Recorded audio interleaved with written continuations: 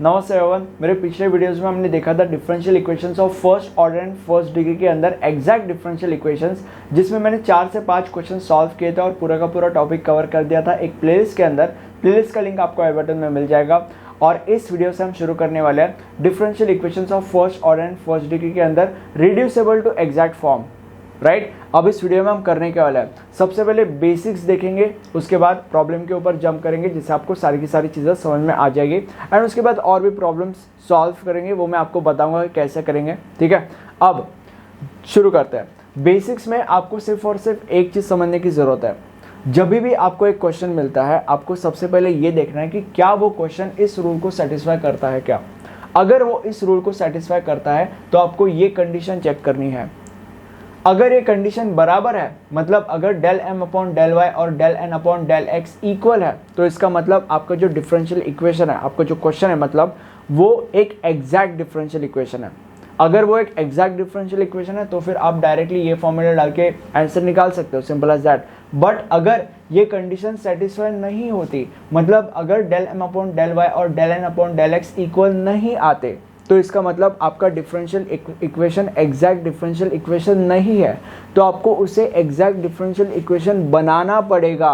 कैसे बनाओगे? उसके लिए 4 रूल्स होते हैं और depending on the questions in 4 rules में से कोई भी एक रूल अप्लाई होता है। वो कौन से क्वेश्चन के लिए, किस टाइप के क्वेश्चंस के लिए कौन सा रूल अप्लाई होता है, मैं आपको बाद में बताऊंगा इसी वीडियो में। ठीक है, जब आप इनमें से कोई भी एक रूल अप्लाई करते हो, आपका एक इंटीग्रेटिंग फैक्टर निकलता है।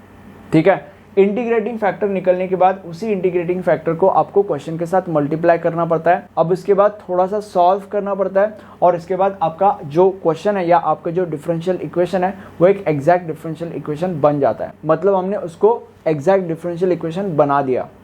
ठीक है, अब उसके बाद डायरेक्टली जो नॉर्मल मेथड है ये अप्लाई करके आपको डायरेक्टली आंसर निकालना पड़ता है, सिंपल एज दैट। अब एक क्वेश्चन सॉल्व करेंगे जिससे जो मैं कह रहा था वो आपको समझ में आ जाएगा। अब ये हमारा क्वेश्चन है। सबसे पहले हम ये देखेंगे क्या ये क्वेश्चन उस रूल को सेटिस्फाई करता है क्या। M D X plus N D Y is equal to 0, क्या ये क्वेश्चन उस फॉर्म में M D X plus N D Y is equal to 0। अब तुम में से बहुत सारे लोग बोलेंगे यहाँ पे भी तो माइनस है, तो उनके लिए यहाँ पे इस क्वेश्चन को मैं ऐसे भी लिख सकता हूँ, plus Y cube D X plus और ब्रैकेट में माइनस एक्स वाई स्क्वायर और D Y is equal to 0। ठीक है, तो अब ये क्वेश्चन बिल्कुल उस फॉर्म में आ गया है, M D X plus N D Y is equal to 0। Right, अब इसके बाद कंडीशन चेक करेंगे। कंडीशन चेक करने के लिए हमें एम और एन का पता होना बहुत ज़्यादा ज़रूरी है। एम क्या है? ये m है, और n क्या है? ये n है, क्योंकि M D X plus N D Y is equal to 0। ठीक है, सो m और n की वैल्यू मैं सेपरेटली यहाँ पे लिखता हूँ, और n is equal to minus X Y square. अब कंडीशन चेक करते हैं। सबसे पहले del m upon del y निकालेंगे। सो इसको अगर with respect to y differentiate किया, by the way partial differentiation हो रहा है, तो हमारे पास आएगा ये 0 आएगा, क्योंकि इसमें कोई y का टर्म है नहीं।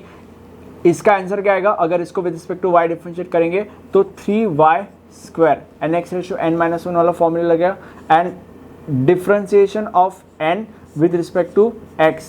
सो अगर इसको with respect to x differentiate किया तो माइनस वाई स्क्वायर बाहर निकल जाएगा, क्योंकि वो कांस्टेंट है, और x को with respect to x differentiate किया तो 1 आएगा, तो लिखने की ज़रूरत नहीं है।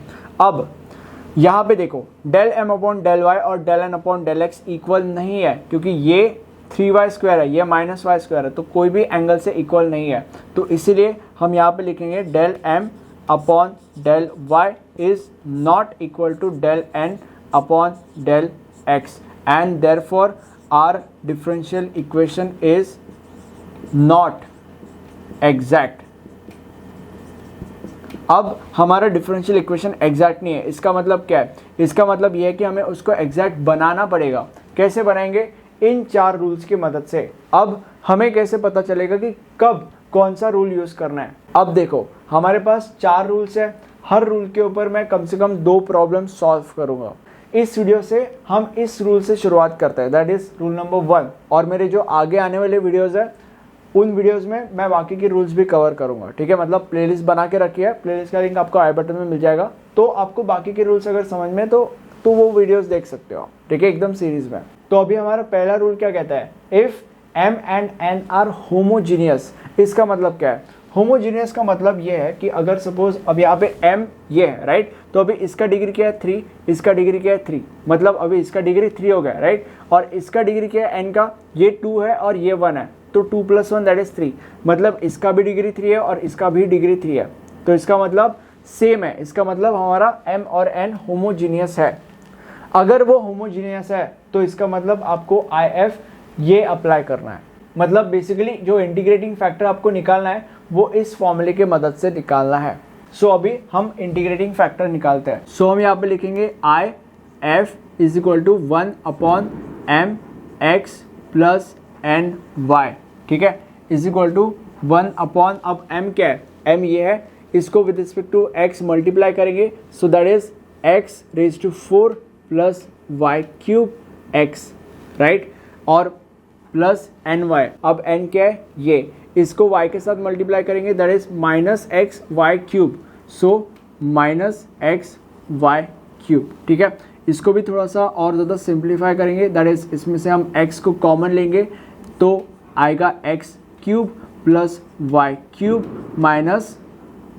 - y³, ठीक है। अब ये y³ और ये y³ कट हो जाएगा और हमें मिलेगा 1/x⁴, ये हमारा इंटीग्रेटिंग फैक्टर आ गया।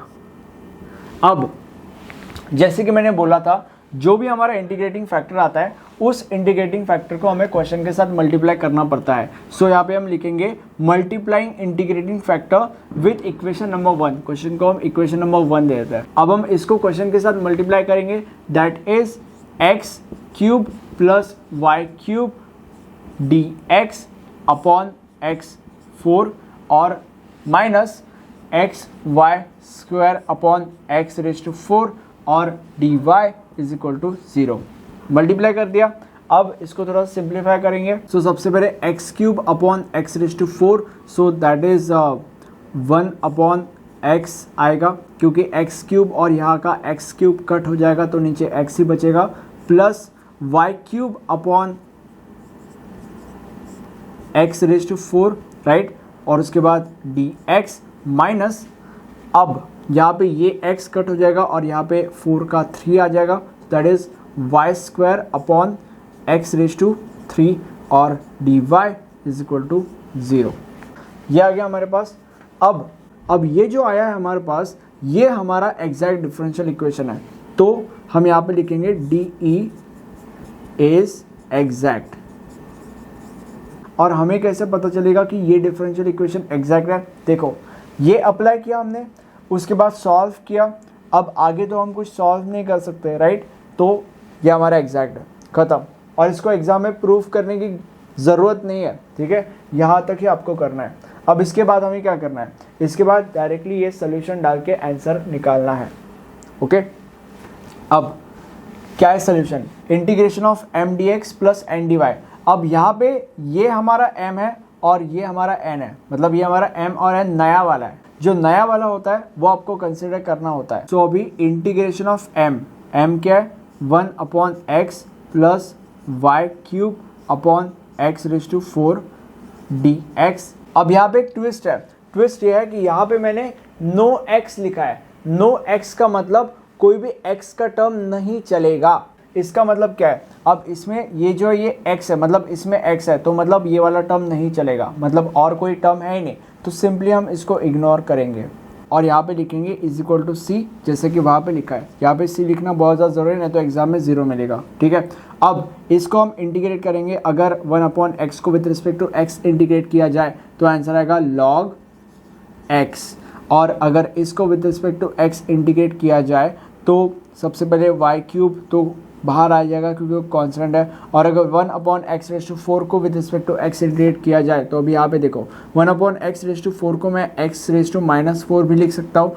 इसको अगर with respect to x integrate किया जाए तो फॉर्मूला क्या है, x⁻n+1/n+1, राइट, सो x⁻⁻4 + 1/-4 + 1, सो x⁻3/-3, बस ये यहाँ पे डाल दूंगा, x⁻3/-3, यहाँ पे 3 लिखूंगा और माइनस यहाँ पे लिख दूंगा, एंड यहाँ पे c, और इसके बाद चाहो तो ये जो x⁻3 है उसको आप नीचे भी लेके जा सकते हो, so that is log x minus Y cube और अपॉन x रेज टू 3 और 3x raise to 3, right, and is equal to c। ये आपका फाइनल आंसर है।